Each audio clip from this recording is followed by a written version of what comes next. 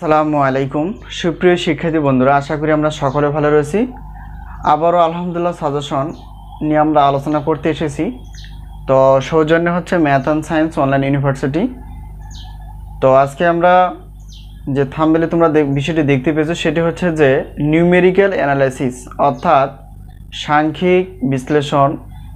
এটা হচ্ছে একটা পত্র যা অনার্স তৃতীয় বর্ষ পরীক্ষা 2023 সাজেশন 2025।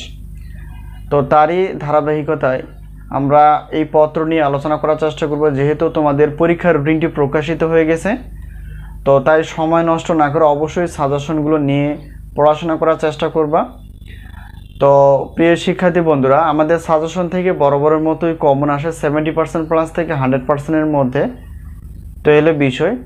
আর সাজেশন নেওয়ার মাধ্যমটি হচ্ছে যে এই যে আমাদের যে হোয়াটসঅ্যাপ নাম্বারটি রয়েছে এই নাম্বারের সঙ্গে যোগাযোগ করে তোমরা সাজেশন বিষয়ে জানতে পারবা অথবা সাজেশন নিতে পারবা। তো ইতিপূর্বে আমরা সাজেশন প্রায় দেওয়া শুরু করে ফেলেছি। প্রায় ফেব্রুয়ারি মাসের 1 তারিখ থেকে আমরা সাজেশন দেওয়া শুরু করেছি। তো এখন আমরা জানবো যে নিউমেরিক্যাল অ্যানালাইসিস এই পত্রটি অর্থাৎ টোটাল অধ্যায় কয়টি রয়েছে।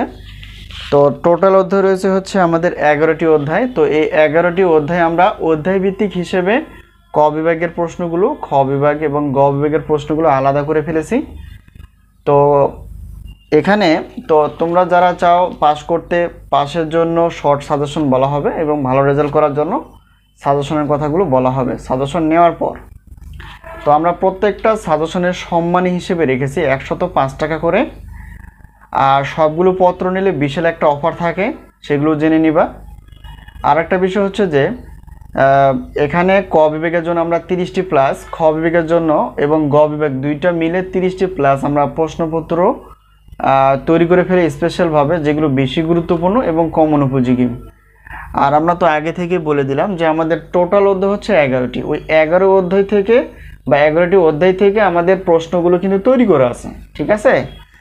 আর আমাদের কমন উপযোগী যেটা হয় সেটা বরাবর মতো 70% থেকে 100%-এর মধ্যে।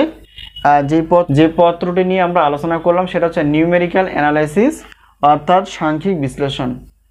তো যাই হোক, সময় নষ্ট না করে তোমরা অবশ্যই সাজেশনগুলো সংগ্রহ করে এখন থেকে পড়াশোনা শুরু করে দাও, যেহেতু আগামী মাস থেকে তোমাদের পরীক্ষা শুরু।